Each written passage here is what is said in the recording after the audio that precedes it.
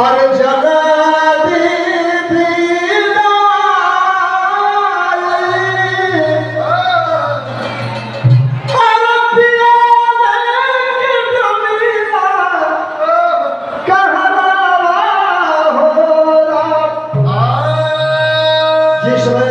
पुरुषोत्तम श्री रामचंद्र जी का विदाई होता है दोस्तों, महाऋषियों ने